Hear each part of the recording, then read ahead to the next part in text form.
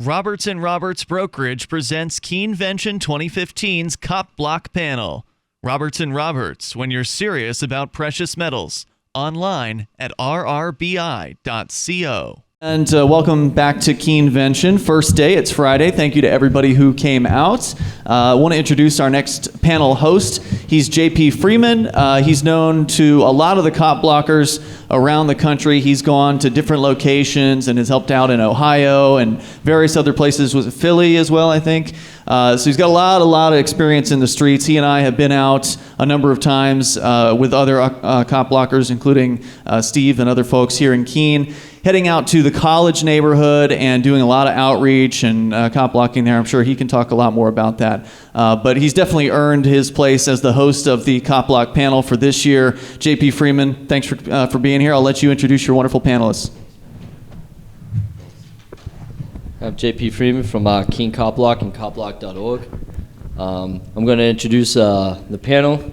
Is Steve Daves from Keene Cop Block, Jessica Phillips from Keene Cop Block, who I married a few months back, and Ann Leverette from Seditious Sirens, and Rob Mathias from Rebel Love Show. I introduced these guys because I want to they have a lot of experience with the DUI checkpoints, and I've only done maybe 2 or 3, and I don't have much experience with the DUI checkpoints. I know when I went and did the DUI checkpoint in Manchester a year and a half ago, actually it might have been 2 years ago, there was something like 35 to 50 people out. It was absolutely unbelievable. I'd never seen such a turnout at a DUI checkpoint ever. The first one I did was actually, I think it was Walpole, New Hampshire. And that was the first time I actually got introduced to the Liberty activists in the Keene area, and there was about 25 people out that night, and really got to know a lot of people there. Steve Daves has come out with me usually around now every single year for the past few years. He's been on a panel last year, and been kind of an implant into the Liberty movement, and moved here, FSP mover, correct? That's right. Yeah, and my wife Jessica is also an early mover, and they bring a whole new level to cop blocking. Now me, I got introduced to the cop block because I was involved in a lawsuit against Keene Police Department, and in the process I actually met Pete Eyre. And Pete Eyre, one of the co-founders of copblock.org, introduced me into the movement, and it's been a ride ever since. I have a few questions for these guys, especially having not knowing the Manchester area that well. I've been to Atlanta. I did meetups in Atlanta, Ohio, with Dio from the regional cop block out there. Lehigh Valley Cop Block, which basically covers the southeast area of Pennsylvania, and did Philly. Been down Atlanta, Myrtle Beach, and I've been to Miami-Dade doing meetups down there 2 years ago. And it's almost the same everywhere. They're all combat oriented, and the police are just getting overstructured with so many laws, and basically. I think they do it for revenue purposes. Some people have a different political view, but I know here in Keene they make about $38,000 to $40,000 a month on college kids alone. Open containers and noise complaints, $40,000 a month. It's just crazy. I know Jessica's been out a few times. She's actually driven around, stopping in the middle of the highway. But right now, I want to ask, Rob, what was one of your scariest moments that was pretty sketchy, thinking, during a police interaction? During one of the DUI checkpoints in Manchester, there was, I believe it was the one that you were at. It was the one where one of the drivers was honking their horn as in support for us, and the police pulled him over and ended up arresting him. We went up to the jailhouse and then the police station, just walking distance, to go check on and see what's going on with the guy. And outside of the jailhouse, the police came up to us like very abruptly with their squad car, shining their lights in our faces the whole time, not answering any of our questions, like who are you, what's your name, stuff like that. And then they like circled around and then came back on the sides, like started to like almost prey on us, like follow us closely, and like we would walk up to them, like, what are you doing? They're recording us, and then they flee away and they're doing it again. It was like they were playing with us, but at the same time when they're in front of us, they got like very in your face, like hands in our camera, flashing lights at us, like telling us to get out of here, like not being like polite in any way, shape, or form, but just following us around was the scariest part. That there's these men, costumes, and guns that think it's okay to use violence because it is Manch PD, and we know Manch PD has a bad rep for using violence in New Hampshire, and yeah, that's probably like the most scariest part when I've been doing cop blocking so far in Manchester. What about you, Ian? What was one of your scariest moments in a police interaction? Actually, my scariest moment just happened right before I came here on Thursday. I was walking home from work, and I see the Manch PD pull into like a park, and I'm like getting out my phone because we like to text each other and just say, hey, the cops are hiding over here, watch out. But this particular cop, he just looked suspicious to me, so I was like already like checking out, like I don't know what he's doing. And then another cop pulls up beside me, and then another cop pulls up in front of me. And I'm like, they can't be stopping me, I'm just walking home from work. And they all get out of their cars, like 6 of them, and just stand around me in a circle. And they're like asking me if I'm some girl named Star. Like I immediately just freeze and take out my phone because I'm like, this is gonna be, that's what's gonna stand between me and them, is my camera and this phone. And he's like, oh, you're gonna record me? And I just put my phone closer to his face. I don't say anything. And I know you're supposed to talk, so he just kept asking me who I am, but I wouldn't tell him that. But he kept asking me, am I some girl named Star, apparently? And I just say, no. He says, what's your name? And I say, nothing. I just look at him. And he says, you look like her. And I just look at him even harder. Like, it doesn't look like me. It's not me. And they just continue to stand around me, and I just continue to hold my phone. And they stop recording at this point, but they don't know that, and I feel like this is the only thing that's gonna save me. But yeah, I feel like I knew I had the right to remain silent. I knew I didn't have to tell them my name or anything I didn't want to tell them. And I knew if I had that camera out in my hand that I'd be safe. And it was just like 6 of these cops just ready to like grab me because they think I'm some woman named Star, and I'm walking down the street and they just laugh. Oh, I guess it's not you, ha ha ha. Oh, you think it's funny? You have the right to just stop me and just like scare the living shit out of me.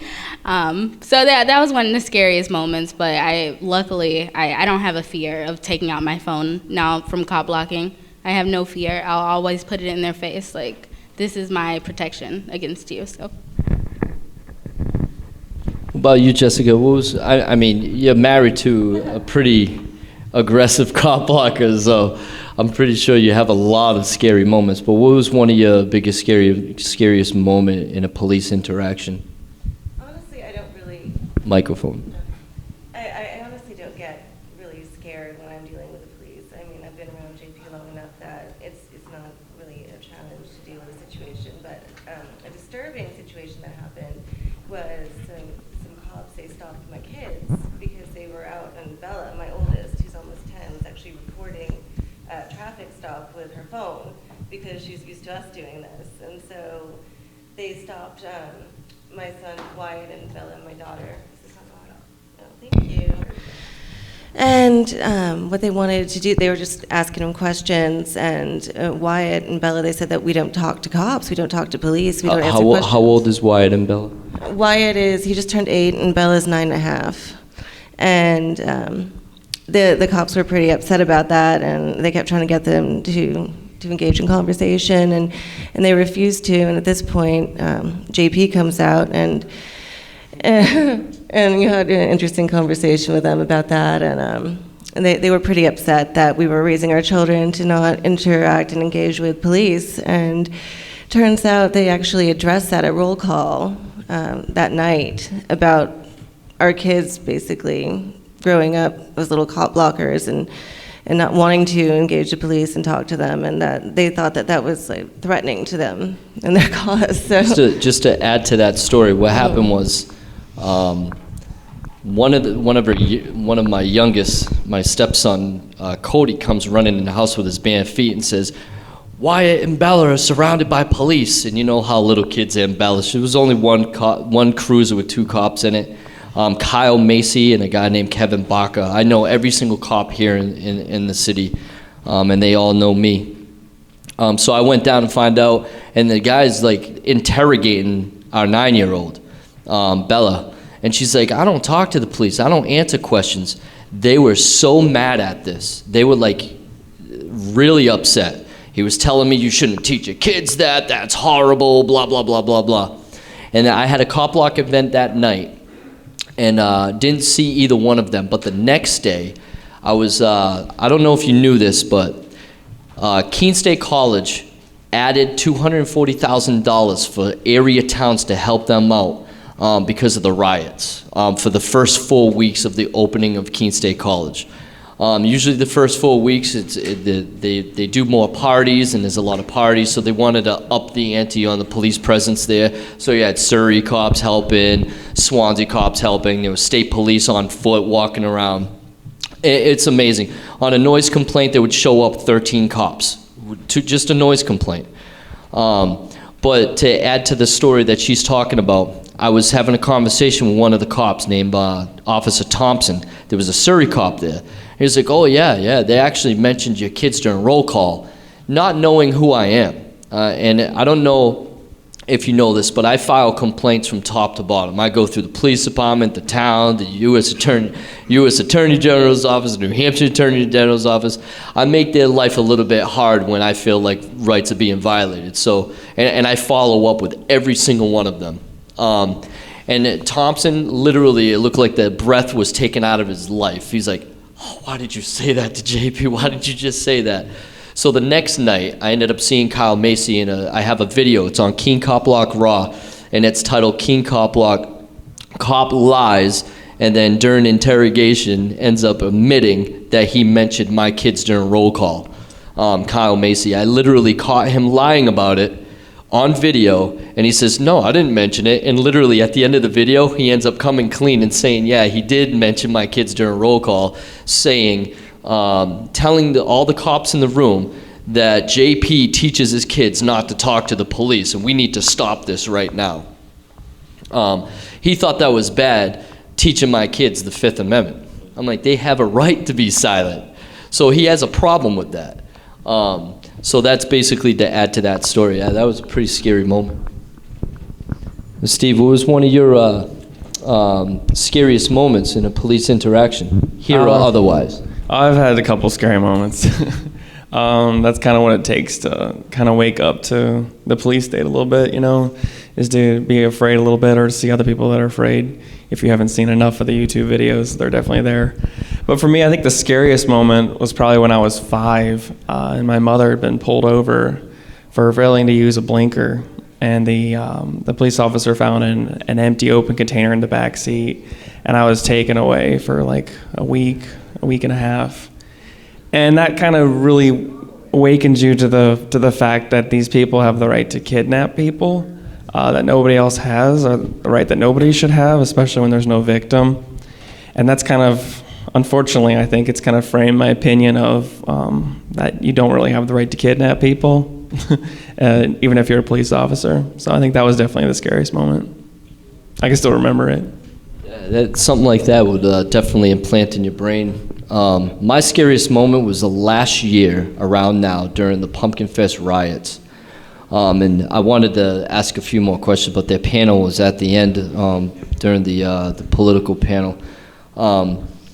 The cops literally dressed up like warriors with Kevlar vests, and they were all, with rifles and paint guns and flashbangs and flash bombs and all that, with helicopter above with a flat. It was crazy. She had to bring me to the ER. I had a cracked rib, a broken nose, and I got headbutted in the head by a state cop when I showed up right off my bike. And they bel- shot you with rubber bullets too. Yeah, and I had bruises all over your back. seven welts on my back from their paintball, their pepper balls, but they didn't break. They were just bouncing off me. So yeah, I was pretty banged up that night, and I got hit in the back of the head by a huge, like, it's like one of those really cheap light lamp posts that they put in parking lots at Keene State College. I guess Keene State College kids ended up knocking it down, and they were carrying it around. And while I was looking at this big line of riot police coming towards me, yelling and screaming and shooting balls at everybody, I get whacked in the head right off my bike. They thought I was messing around with them, even though I was clearly marked. I wear a press pass, I got reflective shoes on, I got my camera out. They literally were going to arrest me, and believe it or not, it was actually a Keene cop that grabbed my bike and grabbed me and dragged me across the street away from the riot police, from the riot state police, and said, "No, we know this guy, we know him." So I got saved by a cop that night, and I still thank him from, since this day. That was probably the scariest moments. And the second one was the New York cop block. That was pretty scary too. A cop actually pulled his gun, and literally while looking at my camera, he kept saying, "I'm gonna think it's a gun. I'm gonna think it's a gun," and that was pretty scary. That was pretty scary. At that point, I actually took my camera and put it back in my pocket. So I'm not gonna argue with a 9mm to point it at my face. The second questions I wanted to ask, especially Manchester, do either one of you notice a change between small police and Manchester? Because I know we actually been hitting that area just the past few days. So I've been actually hitting Manchester lately, and their rhetoric is much different than over on this side of the state. When I approach a cop here, they're almost welcoming. They're like, "Oh yeah, hey, how you doing?" In Manch, they're like, "What are you looking at? Why are you here?" Knowing that there's a lot of activists in that area, I was really surprised to see that type of reaction. Well, yeah, the Manch PD does not like cop block at all, just like any cop agency doesn't. However, I've had mixed results dealing with Manchester PD. Some I've had decent conversations with, trying to convince him what you're doing is wrong. There's a video of where I got a ticket for my inspection sticker, and I had this 10-minute conversation with this cop, and he was having you can see in the video he felt bad for doing this, but he's just doing his job type of thing. But it was a calm one. But there's other times I've had horrible interactions with cops where I've been pushed by Manch PD.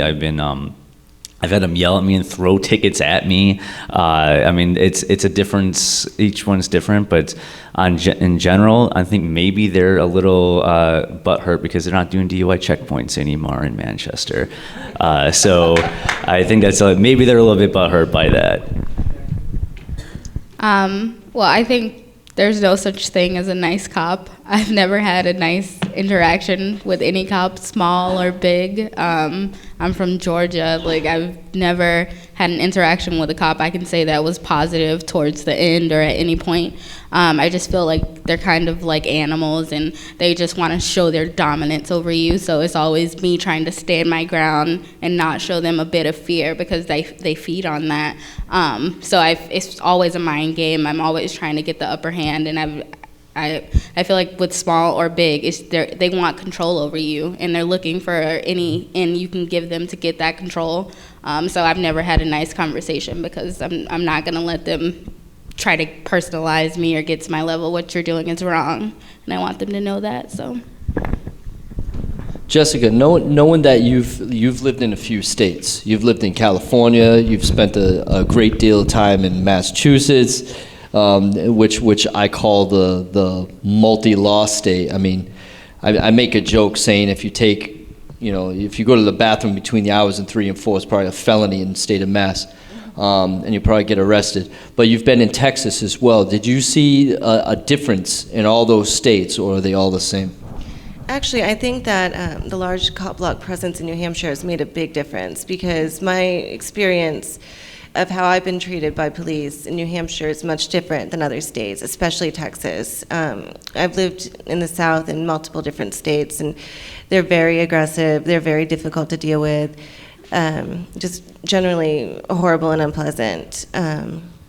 In New Hampshire, I think it's really making a difference because there is such a large population of free staters and cop blockers, and I think that they're really more attentive to what they're doing. Not all of them, certainly, but they seem to be more accommodating to people than other states. I mean, they are police and they aren't great to deal with, but the difference between other states and here, I think it's making a huge difference.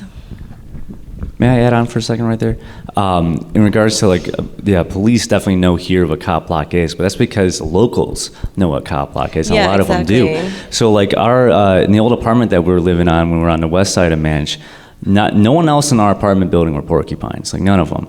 But the people below us had a cop block sticker in their window. Our new neighbor that came in at the time, he saw me going jogging with a cop block hoodie, so he's like, "Oh, I've done cop block myself. I'm a huge supporter." He asked for like some lit too. And we ended up, at one point, the cops pulled, they're harassing a bunch of kids just hanging out outside their apartment. We go out there, a lot of them know what cop block is, and they want more lit. Like, there's people all in our building that we didn't worry about them calling the cops on us because they're already cop block supporters, and they're not porcupines, they're not free staters. Mm-hmm. That's great. Yeah, I know the states I've been in it's almost the authoritarian training is all there in every state.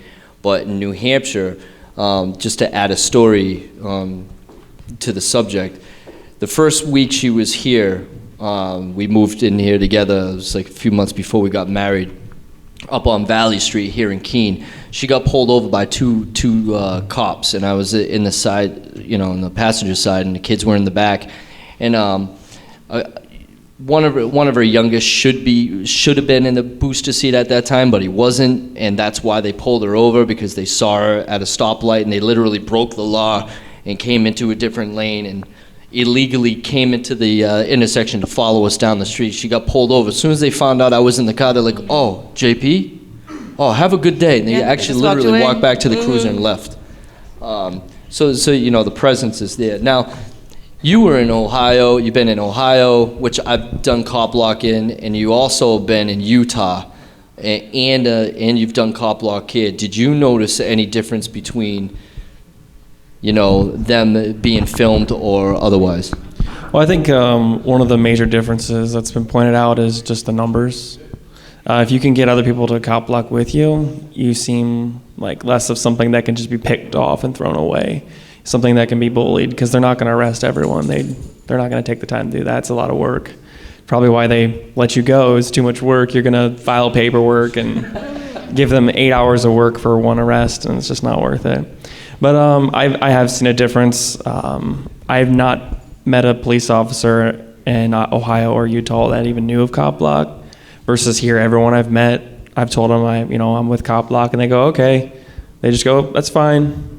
And I've actually, and contrary to what you said, I think I have met nice police. I didn't think I would, but I have. My car broke down, and they didn't even ask for ID or anything. They're just like, "Oh, we'll try to help you out." I mean, Well, my car is kind of a cop magnet, so I get pulled over like once a month on a regular here in New Hampshire, which is pretty sad. But I need new non F the police bumper stickers or something. They go undercover or have camo on my car, because I do get pulled over way too much in New Hampshire. Yeah, it's not fun.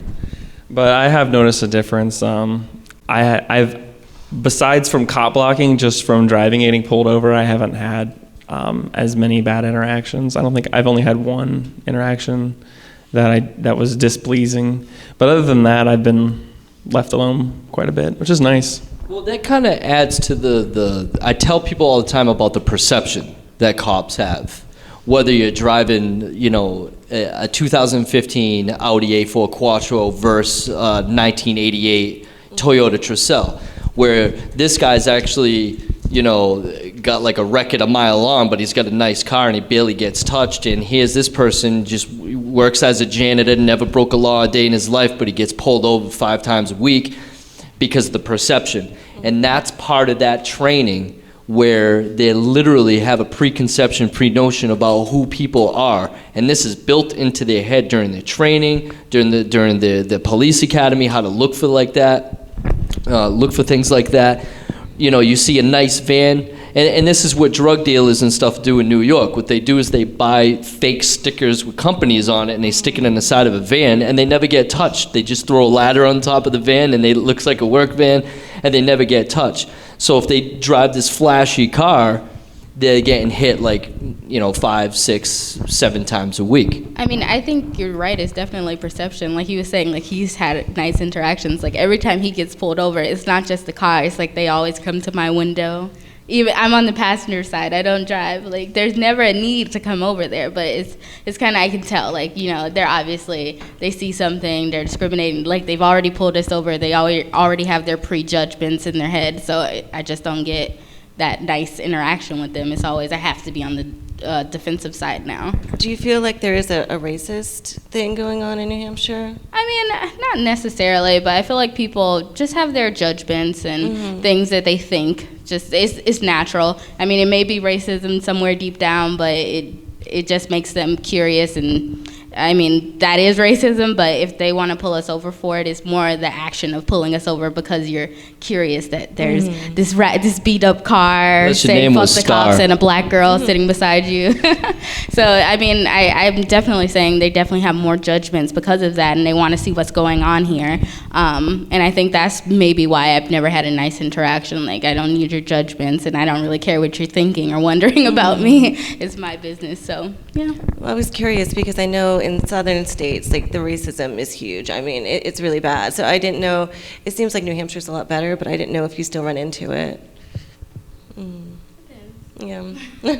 I know it's big in the jail. I mean, people are dropping dead at the Manch jail. I haven't really looked at those stories in depth until fairly recent, like literally a day ago. I've been hearing like more and more, and it's funny because I run 2 sites. I run an FB page called New Hampshire Regional Cop Block. That's just to take all the complaints in the state.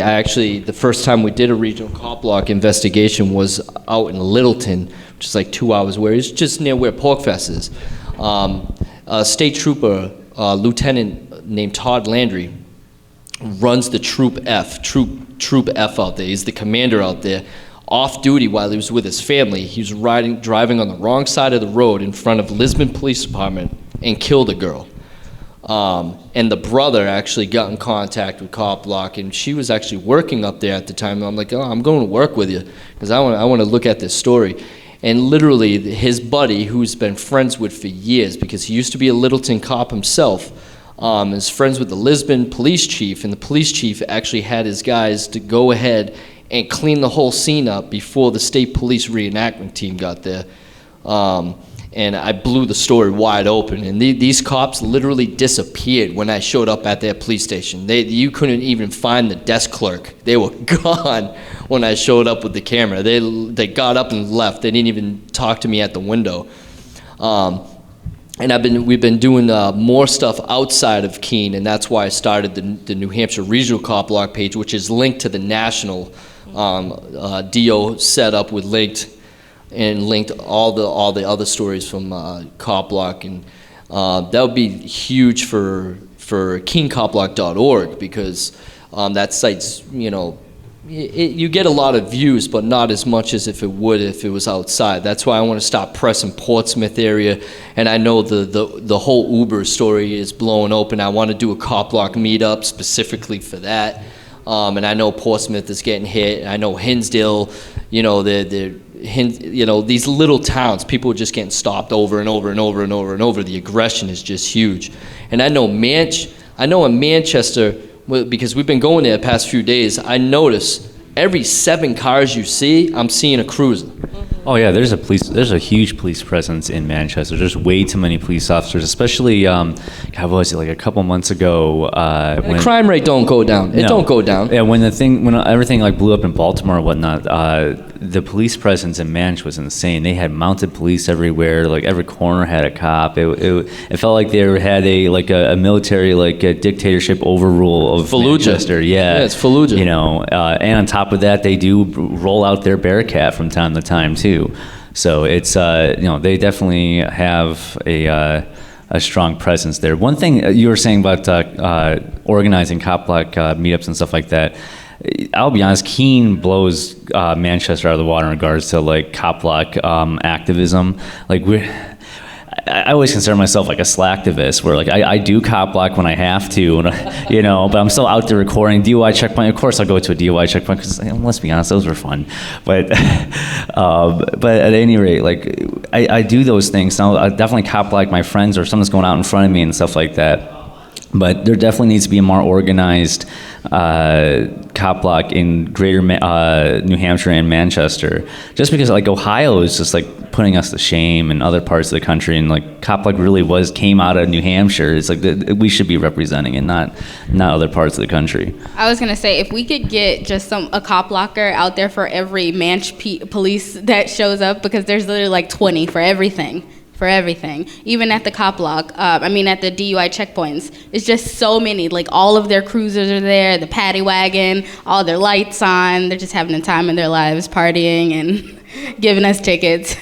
I was like, we need to have more people out there for every one of them, because they're bored. They're out there just trying to make trouble. So we need more of us to stop them. So. Well, I know here, especially with the Robin Hood doing excessive activism the past few years, their revenue has gone down the tubes, and actually the parking enforcement here is in the minus. We're talking thousands in the minus. They're like totally under budget. Almost every single appropriation that they have, they're under budget. And I know they've lost a ton of revenue through the open containers. And it's funny, they'll be like, we don't make no money on it. I'm like, yeah, you do, because you're getting to it. We 91.8 it like last year. 91.8 is a Freedom of Information Act request that you get through cities, towns, or local government here in the state of New Hampshire. And they literally 20 to 25% under what they usually make, because I'm out there from September is usually my starting point. Thursday, Friday, and Saturday I do outreach from 6 to about 8 o'clock, and then when the parties start, I start literally listening to my scanner and going to each party that the cops get called to. I made a name for myself with the outreach and celebrity status with the college kids. Even after they graduate, I'm getting, oh man, I'm in Connecticut, I just got pulled over. Is anybody out here you can call? And I don't know nobody in Connecticut, so I don't know what to do. But I just tell them their rights and pull out a camera. I know we've been hitting Keene police, furiously the past few years, and it's almost like they go into the outskirts to try to get traffic stops just to stay away. I actually been unarrested this year. Remember that stuff? Yeah, I got arrested. One of the newer cops. Oh God, I can't think of his name. He was a training officer for a few months, and then he started driving around. Even if they're a police officer from another city or town, say Manchester, and they come here, it's department policy. They have to do a ride along with a local cop, like a Keene cop, for at least 3 to 4 weeks as a training officer to learn the policies of the city and stuff like that. I don't know how they do it in Manchester, but that's how they do it here. Well, this guy was alone, and he arrested me for video recording him, saying I was interfering with government administration. That's what he charged me with. When he brought me to the police department, a sergeant named T.J. Durando came out into the booking room, and he's like, "Why is JP here?" That's exactly what he said. I arrested for government administration. He goes, No. Take his camera. He literally pulled the stuff out of the property bag, gave it back to me.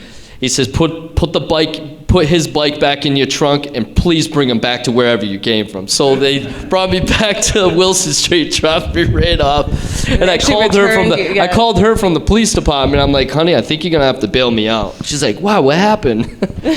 And I called her back. I'm like, oh, I'm all set. She goes, what happened? I'm like, oh, I've been unarrested. Yeah.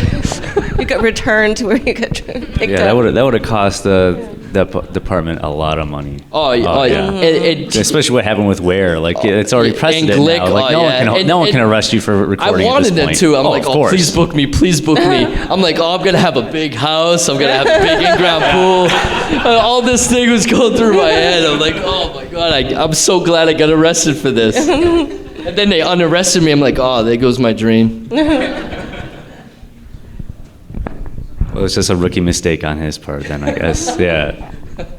Well, him being a cop in another town, he should know. And I don't know which town he was in. I know these little towns, especially with, Winchester, New Hampshire, has a very, very tight-knit community, and they all friends with each other, and the police chief knows this person. And I'm getting a ton of complaints through the, cop block and personal messages and emails, and how bad they are out there, especially when they want to complain against the police. I mean, when they complain against the police, they're getting pulled over every 3 days. The cops show up at their house. They're ripping down people's signs. I know this one guy had, I forgot the lieutenant's name, but he put the lieutenant's name up and said, this guy's corrupt. The guy actually came on his property with a chainsaw and cut down the sign and the trees that they were on. A cop did, on his property. And this was like a year and a half ago. His name's Dennis, and he apparently got beat up by them. And these little towns, I can't do all of them by myself. And these investigations, I got like files up to here. Ask her, I'm constantly on the phone with police. And, I've been accused of talking to police. I'm like, I'm complaining on them. I got to make follow-ups. I'm writing stories. I'm like this, not only an activist, but kind of like a self-proclaimed investigator / reporter / I'm doing like 3 different things with Keene Cop Block. And the way I approach a cop, and I know every other cop block, I've seen videos. I mean, some of these kids, I'm surprised they don't get shot. I know how to approach a situation because I read the cops. I read their reactions, their body language, the whole thing. I get authoritative before they do. I don't let them become the authoritarian. I don't know if you ever seen videos, especially when they shine the flashlights at me or the spotlights. It's my biggest pet peeve. I freak out. Get that light out of my face right now. And I'm flashing my LED right in their face, and they get all upset. I'm like, well, turn yours off first. And I get a lot of flack for that, but I would say more than not, I have a decent conversation with them, and I entrap them into giving them their political view, even though they're not supposed to share it, and they ended up, they're trained and programmed to think and react a certain way. And I actually want to go right into the story with Steve having a conversation for one of my biggest rivals here, which is Matt Griffin, who I've been having problems with since the first start of Cop Block. Yeah. This guy's coerced people to come after me. He watched one of his students. He used to be the Keene State lacrosse coach, and he had one of his students come up to insult me. He assaulted me, and that assault was captured on 2 video cameras, mine and Eric Freerock, Cop Block radios. He used to be a Cop Block radio host and an activist here. Not used to be an activist, but he still lives here. He just doesn't do the radio show anymore, and he had it on his camera. His student was punching me in the face multiple times, and he was literally looking right at it and not doing anything. That was like, ever since then, he's been like pretty much my target, but he caught him in a bunch of lies one night, and I want Steve, before it gets too late, to share that, because that was an awesome interaction. Yeah, it was interesting. I mean, he's just riding his bicycle through the college streets, and we were out there just handing out flyers, telling picking people, on little girls. Yeah, sometimes. He did on one occasion that I saw. But I wanted to ask him some questions just to see what he thought, try to get him to use his brain for a minute, really make some statements so I can see what he thinks and if his ideas are consistent.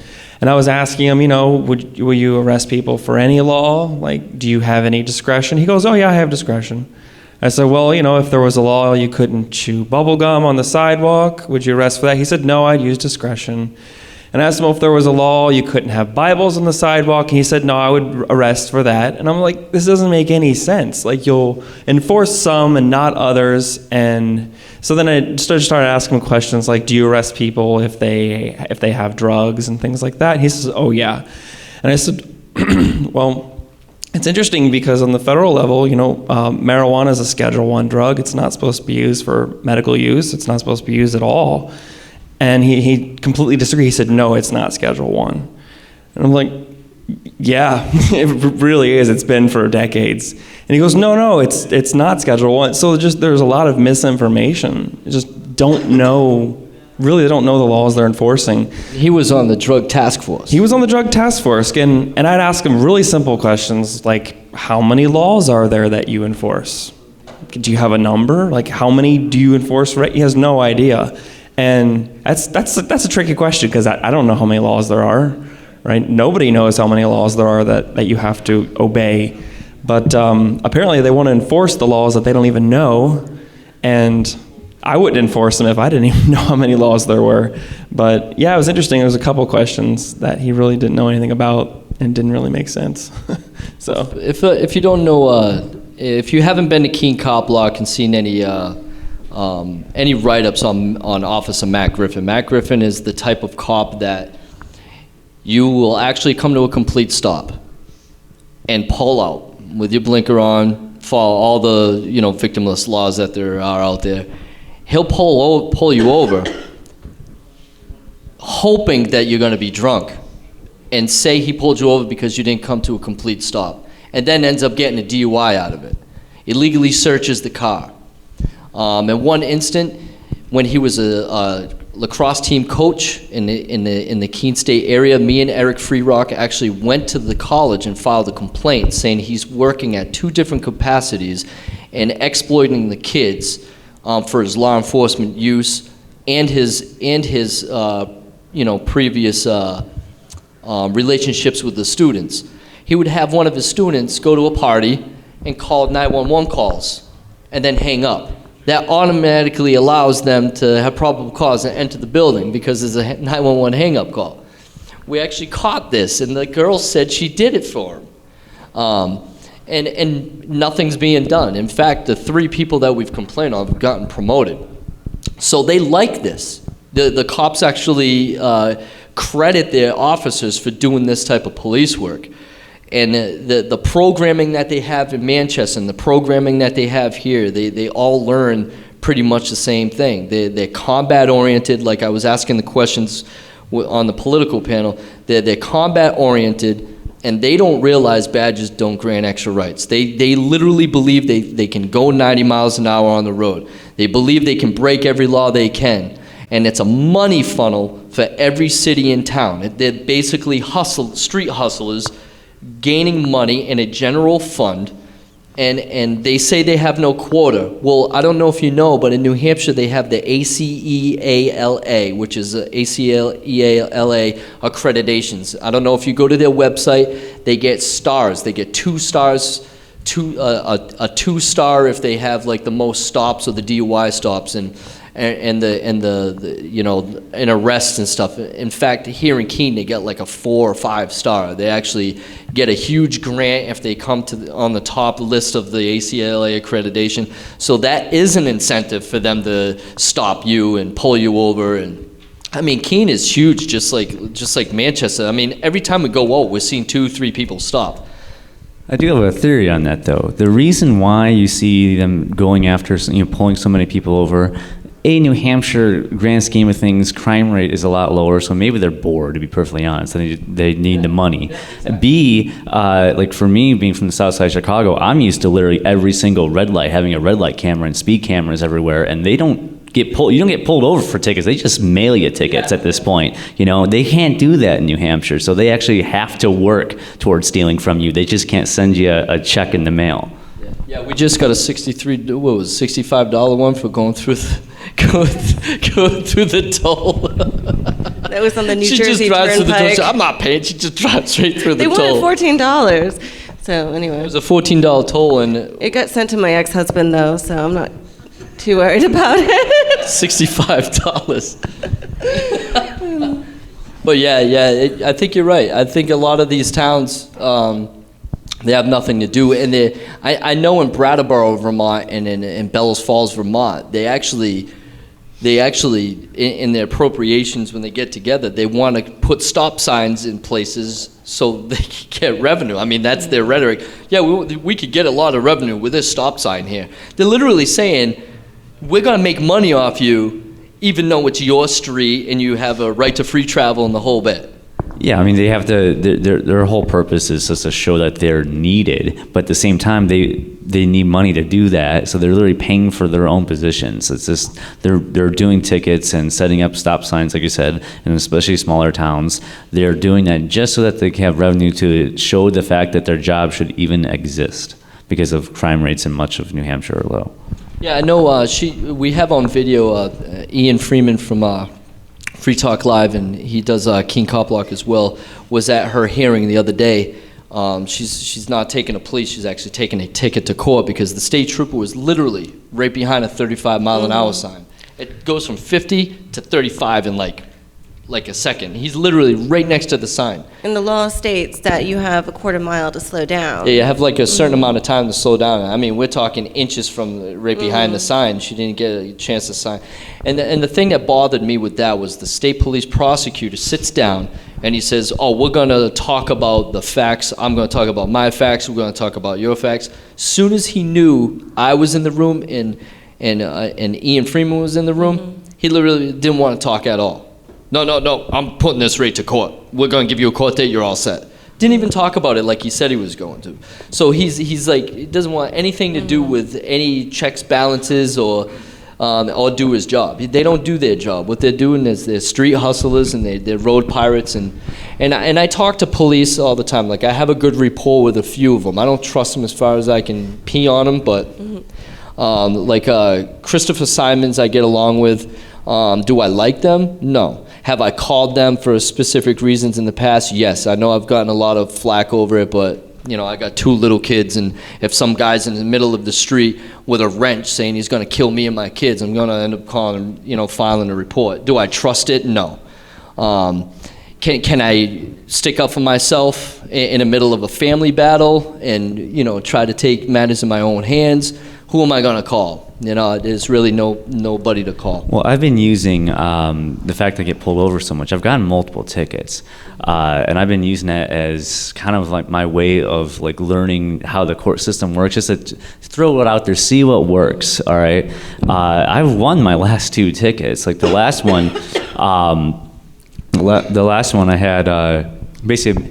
I made a press badge for Renee. Like, here you go. Here's your press badge. Here's your camera. Let's go. I got to fight this ticket. It was literally like the morning before we go in. They gave me a big deal about her being pressed. Like, no, she's pressed. She's going to be recording. And I've already recorded another court case in there earlier, like 2 weeks earlier. I don't know if anybody knows, but he's talking about Renee K., who's on Seditious Sirens and Keene Cop Block. Yeah. And so we go in there. And normally when they're calling people up for their cases, they call people up and, what did you plead and stuff like that. They didn't call me up. They walked right over to me and said, your case has been thrown out. Here you go. Have a nice day. And goodbye.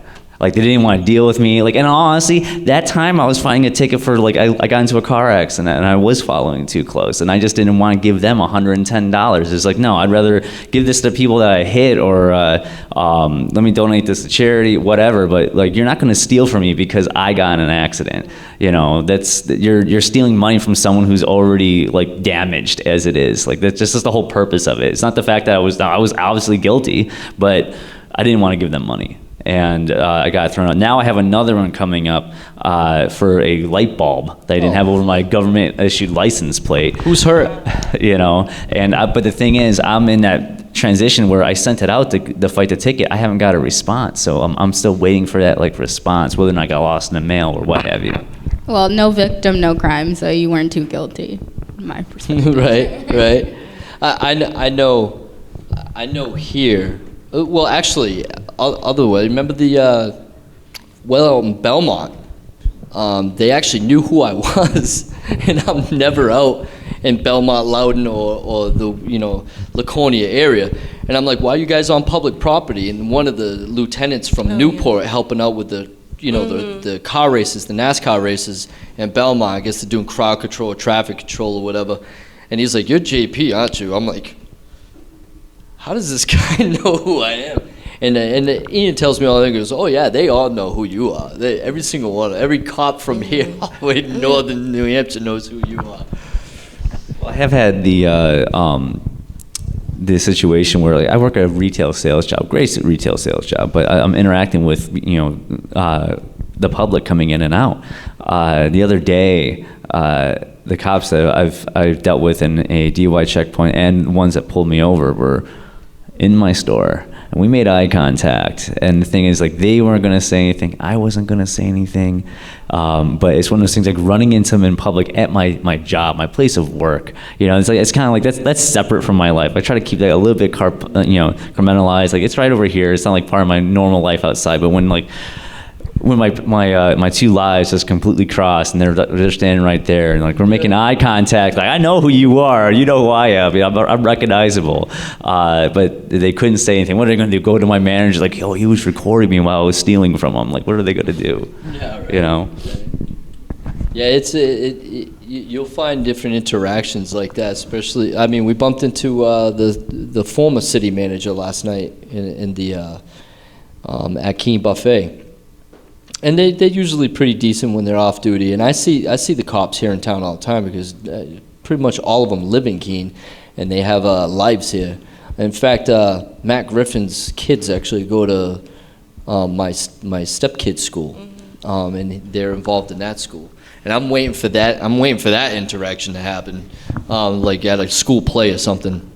And it's funny. They're so trained. They even act like it. You know who they're cops. They'll be like, yeah, that guy's a cop. You almost know automatically, either military training or they're a cop, even if they're in their plain clothes. And my phrase is all that he smells cop. He smells like a cop. And he's just walking upright. What are you looking at? Still having that authoritarian, that authority. And I think the combat-oriented training that they have is absolutely horrible.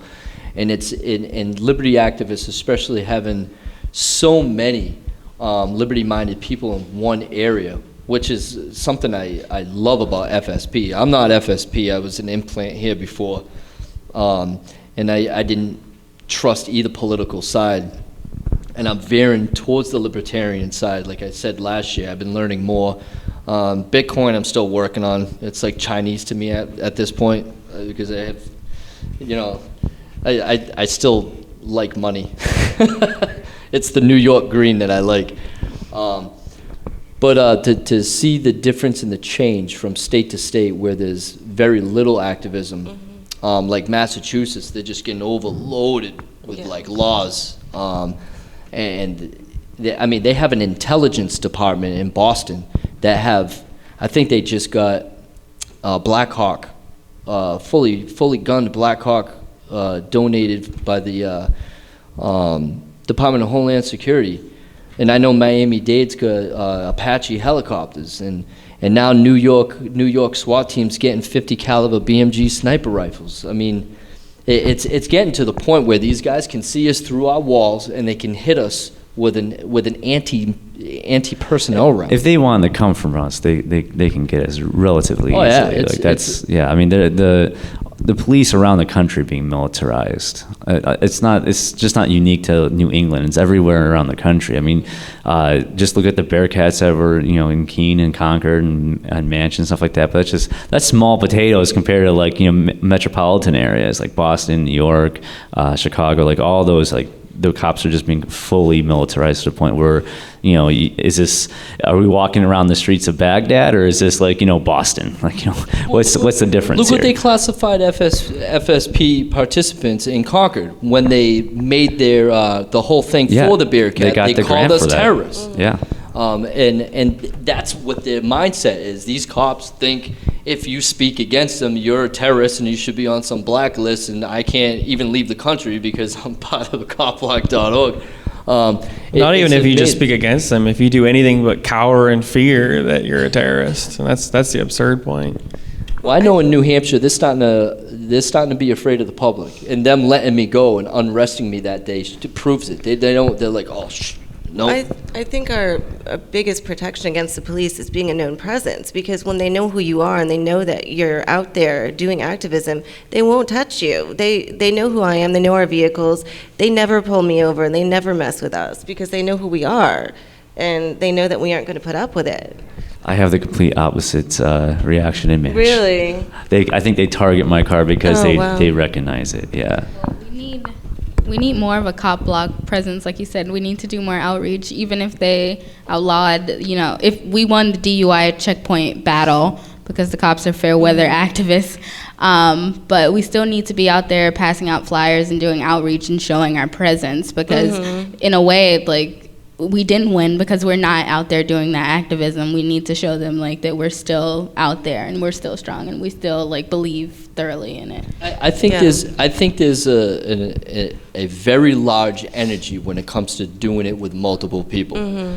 For what I've seen, looking from the outside in, coming from a non-activist lifestyle, whatever, coming into activism, when I first came to Keene, as a bystander, when I seen the protests downtown, I'm seeing 60, 70 people show up versus now where there's maybe 20, 17, and it seems like the same activists do the same thing, and they got so much activism and passion into what they do, and then all of a sudden they get burnt out and they're tired and they need to rest because there's nobody to help, and the fun games and all that, and getting to all these get-togethers and stuff are huge. I think it's very important to do the karaoke's and the parties, the bonfires and the parties and Hollow Keene and stuff like that are very important. Well, yeah, it's very community oriented. So, but I hear you on the burnt out.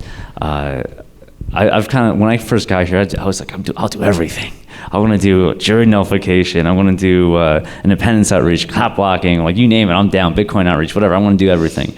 I've kind of not chilled out, but I've found a medium. I found my balance of how much I can do and still live a happy, productive life. Still work full time, be productive at the same time. Do something I'm passionate about, like activism. I really have found my balance. And a lot of activists that you're right, they burn out. They go full bore for a year or so, and then they just disappear because they've burnt out and they just need a break. And honestly, everyone needs a break from time to time. There's nothing wrong with taking a break from activism. If you need it, you got to work on you first before you can try and help the world and change the world. You got to change you first. If you need changing, take a break, work on you, and then come back.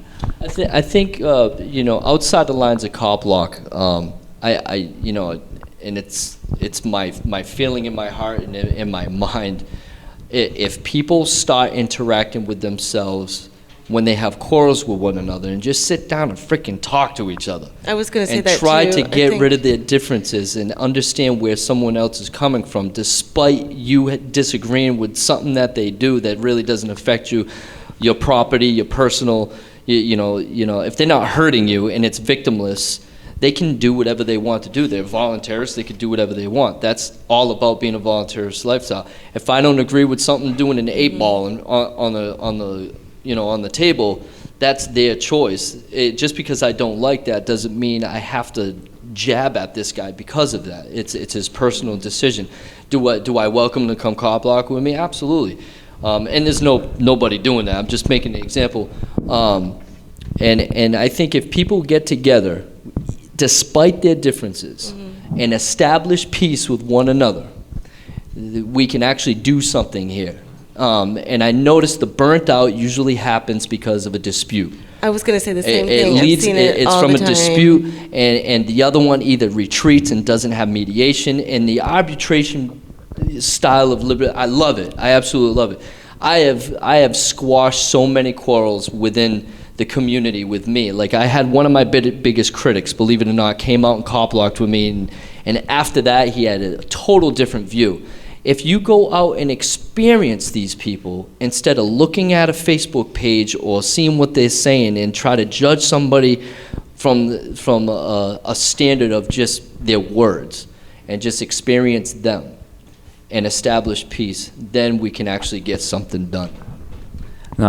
Just to add to that, don't let a quarrel of any kind that you have with another activist stop you from being an activist. Like if you're passionate about changing the world and doing whatever you can, don't let some beef you have with someone stop you. Just keep on rolling, keep on doing what you're gonna do. Oh, it won't stop me. I have a hate group here in town dedicating a page against me, and I've been doing it ever since. So they're not gonna shake or break me. Half of the week I'm with my kids, and I don't do nothing but the time. Like I don't do nothing. You can ask anybody in the movement. You can't even reach me when my kids are there. But Thursday, Friday, and Saturday, I'm going after everything I can. I don't do jury nullification that much, even though I agree with it and back it up. But I don't take a plea.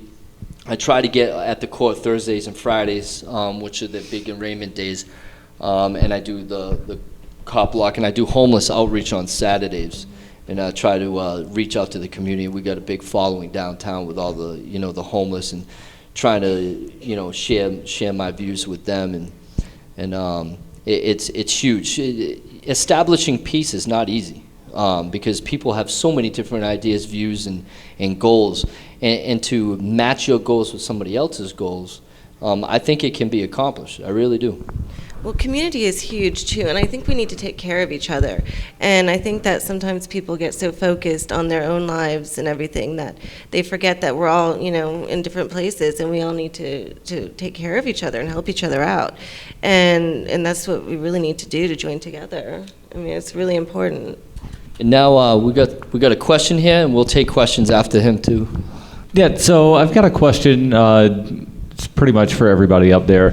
Instead of just, and I don't want to, the way I'm saying this, it's not to minimize outreach, but instead of just doing outreach, do any of you have any desires or any intentions? Have you done any sort of testimony to legislative committees to try to bring about change and police accountability that way instead of only focusing on outreach? You want to go first? I have not. I actually have not done any legislative outreach in Concord. It was actually on my things to do when I got here. I was like, I want to go testify. I want to go do that. I've never made it up to Concord to actually do that. So no, I haven't. So it's great outreach to do in the activism wise. I've just never got around to doing that myself though.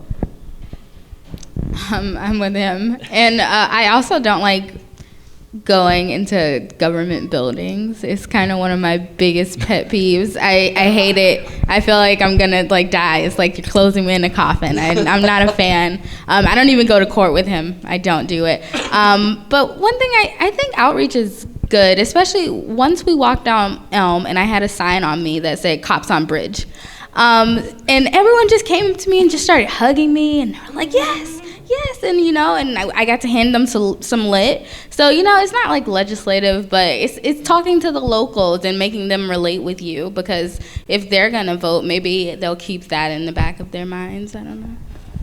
I know Jessica, when she was a early FSP move, she did some political work. Well, what I was going to say too is I had the intention of running for city council at large, but they wouldn't let me run because I wasn't registered in Keene to vote because I just moved here.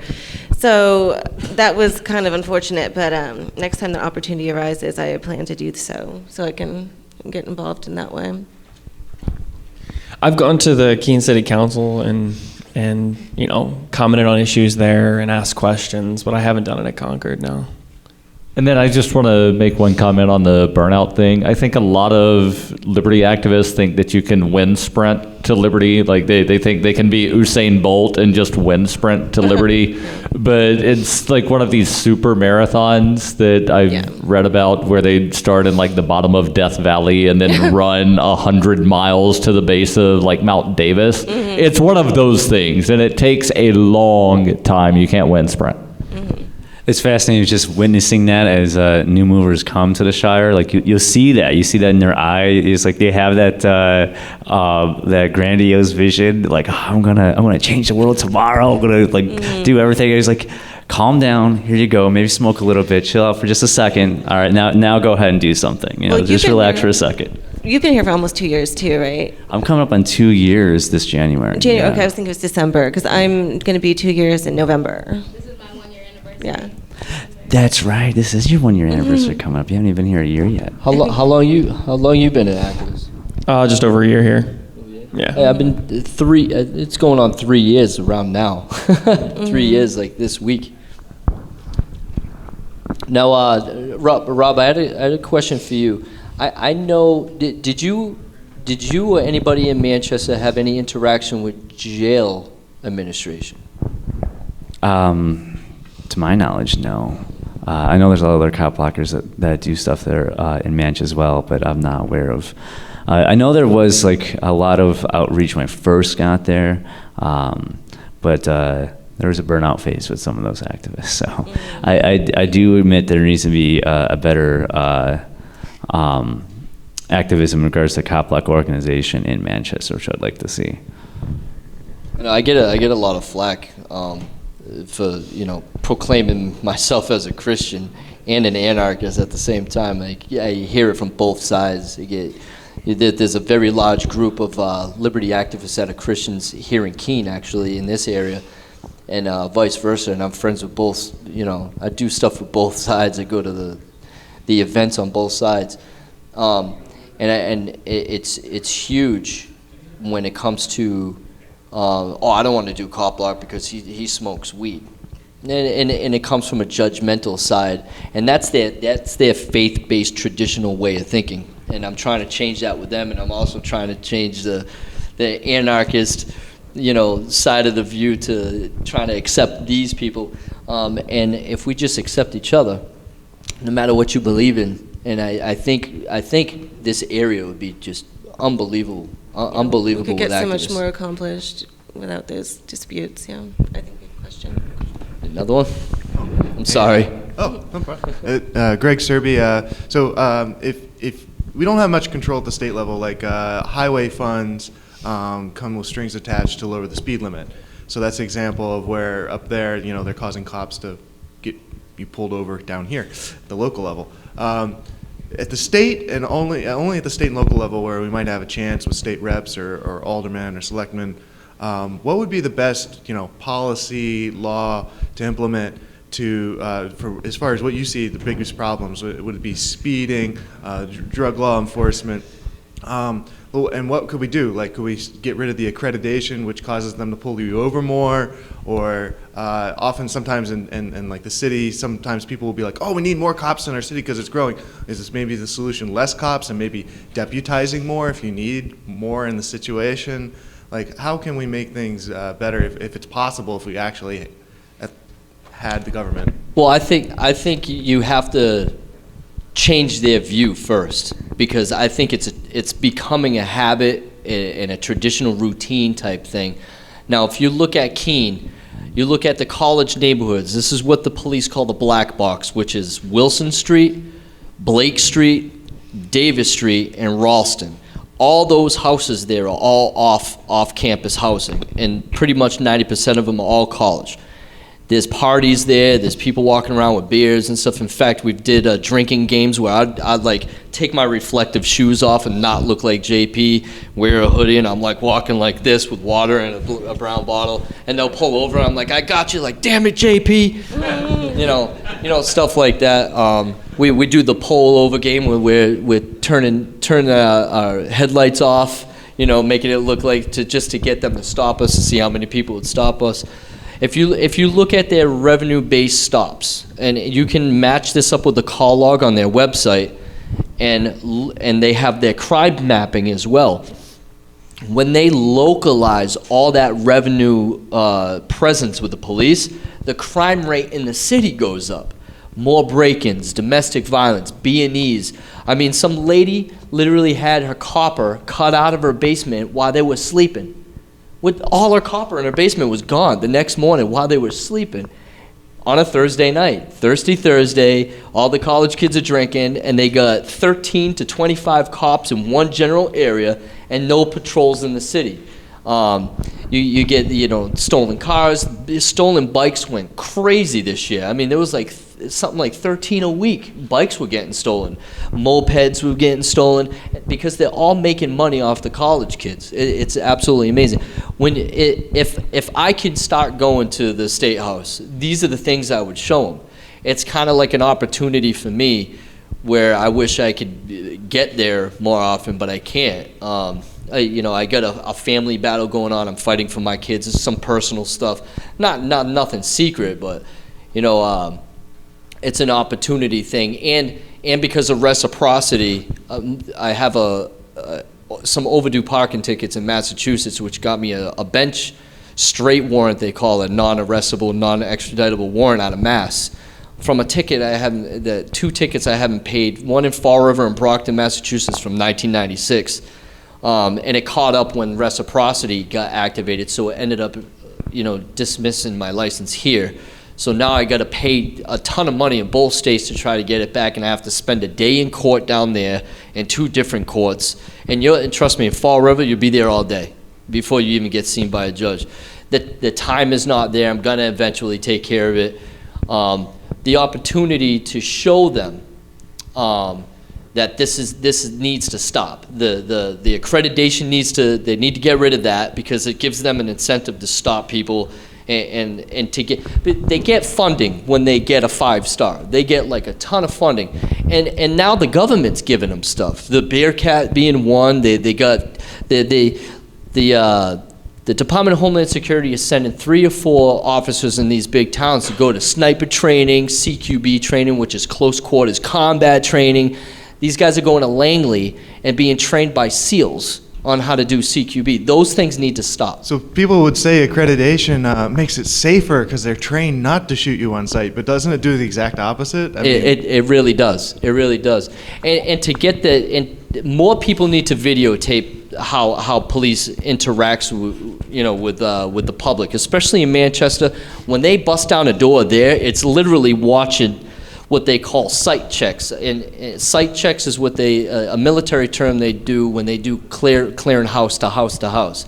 In Afghanistan, it was one gun per household, and in Iraq it was the same thing. You go through, you search the whole entire house, you find more than one gun, you arrest, zip tie everybody. They're doing the same thing here, almost exactly the same way. Exactly the same way. And that stuff needs to stop, and it's the political side that's going to win the battle. Cop blocks just basically exposing the police on the ground in that view. And each cop block chapter does it different. I'm a little bit aggressive when they get aggressive to me, but I got more nice interaction than not. If they start doing that authoritarian bullcrap with me, I just do it right back. And I haven't gotten arrested yet, so I must read it well. Besides the time I got unarrested. But it needs to start with the political first, and I wish there was more help where a cop blocker takes our information, brings it to the State House, and shares it with the state reps and try to change some laws. I don't know. The video I like to share with people is we have a thing called Social Sundays here, where all the liberty activists get together and eat Sunday afternoon. And we were outside this past summer, and there was a traffic stop. And when I see blue lights, JP's out there with his camera. I'm like on it. And believe it or not, it was Gladys Johnson, one of the state reps, getting pulled over. It's a very good video. And she's actually the one that appropriated the bill to wear the lapel mics for the state police. But there was language in the bill that says that the public can't see that footage or have access to that information, so that bill ended up getting shot down. Darryl Perry's probably the go-to person in this area when it comes to the political stuff and the RSAs and keeping up with all the new laws and the bills and stuff. He's like, you go to Darryl. You go to Darryl to learn all that stuff. If we had more people like him to do the cop block side of things, I think we can actually get some laws changed. And I know some towns are saying, I know, what was it, Tilton? Or Littleton, that the cop told us that he doesn't stop anybody unless there's a victim being caused. That was Littleton. Mm-hmm. Yeah, it was great hearing that. So each individual community can do it, but to change the laws, I think the money that they get from it, you're probably not going to see it unless like a drastic change happens. Well, another thing that I think would make a huge difference is ending the prohibition of cannabis, because there's so many arrests that are being, I mean, it's pointless. People being jailed, people being, it just ruins people's lives for something that's absolutely not causing any victims whatsoever, and it really needs to change. It's shocking that that's actually still a thing in 2015 New Hampshire. I know. It's unbelievable, yeah. But just getting rid of like any victimless crime, especially ending the prohibition on drugs, and if you want to go into politics as well, try and make the police non-revenue generating. There to actually protect the public, be a protection service like you're supposed to be, not an enforcement of rules and regulations just for revenue purposes. So tax collectors, basically. That's what they are. Yeah, they shouldn't be able to collect taxes. I agree. It's true. We got another question? Just a statement. We'd love to get you guys in Portsmouth helping us out as early as next weekend. I figure we've got like a 1 to 2 month window to stop this Uber madness in Portsmouth. We already know that Dover wants to do the same thing that Portsmouth's currently doing. We know exactly where the cops sit outside of these bars. Some of the bouncers explicitly cooperate with the cops, and I just want to get cameras in their face. So any ideas y'all got, please bring them. Well, let me talk to you afterwards. We'll make an event. I'll come as soon as Thursday, Friday night this week. We'll set it up. We'll set up an event. Yeah. Do you guys want to add to the first question about the political side of trying to change some laws? I mean, I was just going to say the same thing Jessica said.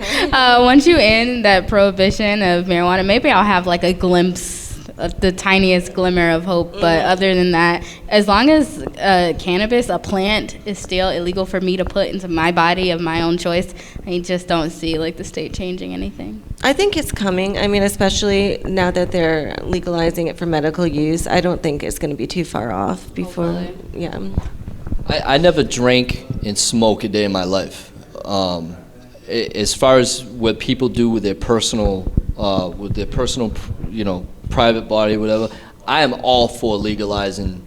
What happened in Portugal after they legalized all drugs and made it small fines if it causes a disruption in public or whatever, it's amazing. Their crime rate dropped like 80%. Their revenue base came up. It was absolutely amazing with some of the states that legalized it. The revenue's unbelievable, and the overhead just came right down. Well, if it's not illegal, you can actually operate in the open and sell if you want to. And if you have disputes, you can actually get it resolved. You don't have to resort to violence to solve disputes between another party, because what you're doing is illegal. What are you going to do? Go to the cops or something like that? Overregulation is a dollar sign. That gets that's me not gonna be 2-week vacations. And on top of that, like in regards to legalization, like a lot of drug dealers will probably want to keep it illegal because it drives up their costs anyways. But at the end of the day, that's causing violence to happen because they don't have a recourse to go somewhere else. And for me, like, yeah, I am a drug user. I do, I buy pot on a regular basis, like I'm buying groceries.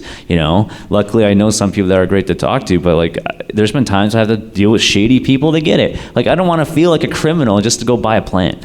Like, I want to be able to like go to the grocery store when I go buy some tomatoes. Like, I'll go buy an eighth here and like go to the cash register. That's what I want to be able to do.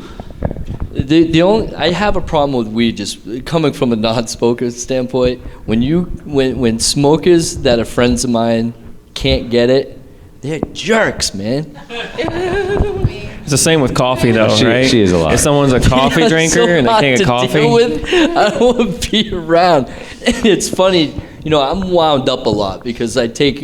It seems like I take things personal, but trust me, I go to bed just fine, not thinking about any bad interaction I have with anything. Yeah, you forget everything the next day. Yeah, everything's gone anyway. I'm 40 years old and my brain's just already fried. I don't even need to do anything.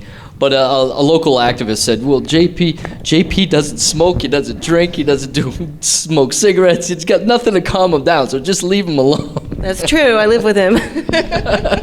Mountain Dew, though, that's a different story. Now, I know you've been doing Cop Block for a year, Steve, and just to try to wrap things up, I wanted to get because you have an intense look at the FSP side of things plus Cop Block. So you have like you got like the FSP side and you have the Cop Block side. Is there any way that any idea that you have that we can do to try to get more FSP participants to actually participate in cop block? Well, I think a lot of people that I've met are afraid of the police or what they might do to them, especially if they've seen videos or talked to anyone. And I think going out and going to the police station and talking to them, and you can sit down and talk, and they're not going to hurt you or arrest you specifically then, especially, you're recording them and everything. But one discrepancy that I see, that going back to the political action and something I think would help more FSP people want to participate in cop blocking, is if it could get recognized that when a police officer testifies in court, it should just be hearsay or opinion, just as if you and I testified in court. Absolutely. But if a police officer testifies in court, it's considered facts. So they don't need evidence. If they say you were wearing a purple hat, walking backwards, it's considered a fact, even if they don't have any evidence. But if I were to go and say that, it's hearsay. And this creates a discrepancy. And this is one reason to legitimately be afraid, because they can lie and nothing will happen. Everything they say is considered truth. Well, New Hampshire's got the Lorry list. I know that the Attorney General's office here and the DAs have a list of police officers that have been caught lying, as far as them actually getting caught, because most of their word is worth gold to prosecutors in courts. It's almost hard to even catch them in that. If they're caught a couple times, they're actually not allowed to testify at all. What do you think about that? They're not allowed to testify when it's a case against themselves. If they're part of the Lorry list, they can't testify at all, ever. Well, that would make sense to some extent. Just like I said, I don't think their word should be taken any differently than my word or another person's word. It's when somebody says something, it doesn't mean that it's true. They need to have evidence to back it up. And if they say you have a victim, they need to present the victim. They can't just say the state's the victim. You were speeding and the state's the victim. That's silly. The state's not victimized. Am I the state? Who's the state? So that's one of the fundamental issues, that they need to provide a victim. They can't just claim there's a victim and present a fact and say that it's true. Or I should be able to do the same thing, but that's not the case. And if that can get resolved, I think that would really make people be less afraid of the police and willing to participate in cop watching or cop blocking. Now, I know you've been involved you're an early mover, so what do you think we can do as cop blockers to try to get more FSP participants to participate in cop block? Well, I think we try. Did somebody else have it? Jessica. Oh, okay. Go ahead, Jessica. Sorry. Let's go. Now I'm confused.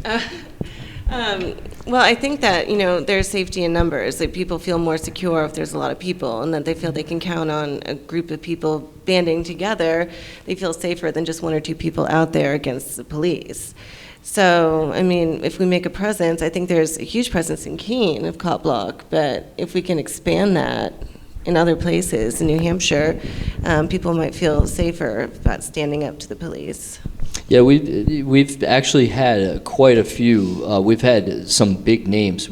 Cop block, and we've had Rich Paul cop block before. We've had Derek J cop block radio show and Peace Talk Now, and Free Keene, and a bunch of others. The first time I came cop block, there was probably like 20 of us out there.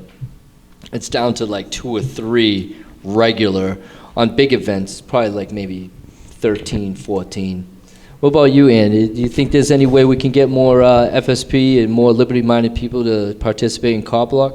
Like you said, like Jessica mentioned, it's about community, and I think if there was more meetups, maybe dedicate something once a month. You can get together, you can strategize on outreach and how you want to contact the community. I think meetups are very important because it's a time to socialize, it's a time to brainstorm, and it just keeps more people wanting to come to that social aspect of it and learn more about it, even if they don't necessarily understand. It creates like an open space. So I definitely would love to see more meetups, even in Manchester. I'd definitely love to do something like that, depending on how many people would be interested, and get new people as it goes.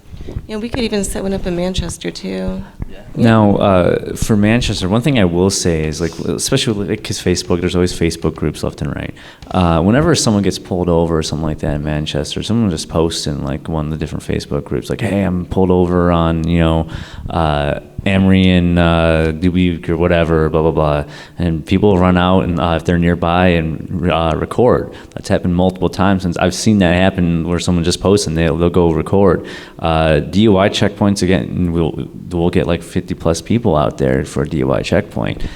It's more so the Manchester kind of has a feeling of we're reactionary. We'll jump out if something's going on. We'll be there, but they're not like proactive. They're not like doing things on a regular basis, listening to police scanners and stuff like that. It's more so reactionary when one of us get pulled over or if there's a checkpoint. Now, do you all have a radio system set up? Do you carry radios and communicate? During DUI checkpoints, yes. Multiple activists will carry radios during DUI checkpoints. Other than that, there are not many people active like they are in Keene with radios. It's a great resource. And I mean, if anything happens, you can just communicate that way. I mean, we do it all the time. We always have our radios. Yeah, we're running out of time, but real quick, we all Liberty activists in Keene have these radios. We are hooked up with KeeneNet 2, which is a repeater. It's bounced off of the Free Talk Live, 75 Leverette Street. I don't know if Ian has any for sale this year here. He's got 2 for sale. And I have a couple lenders, so if anybody wants to do the Cop Block event tonight or tomorrow night, you're welcome to, we're going to be leaving here at 9 o'clock tonight, and same thing tomorrow. And I have radios to lend for the night. I have a scanner ready to go. I can hear all the cops, the state police. I even have the channel for the detectives. I can hear the detectives as well, so we can go out. Well, we're going to wrap it up here. If there's any more questions real quick, anybody have any questions? All right, have a great day. Have fun. Thanks for the panel. Steve, Jessica, Ann, and Rob, thanks for coming. Keenevention is brought to you by Roberts & Roberts at rrbi.co when you're serious about precious metals. We don't feed the banks. Bitcoin payment preferred. Online at rrbi.co. We'd like to invite you to visit freekeene.com. Freekeene.com features audio, video, and blogs chronicling the transition to a voluntary society. Freekeene.com also has comments and discussion forums so you can be heard. Freekeene.com. I should be in Keene, New Hampshire with the Free Staters.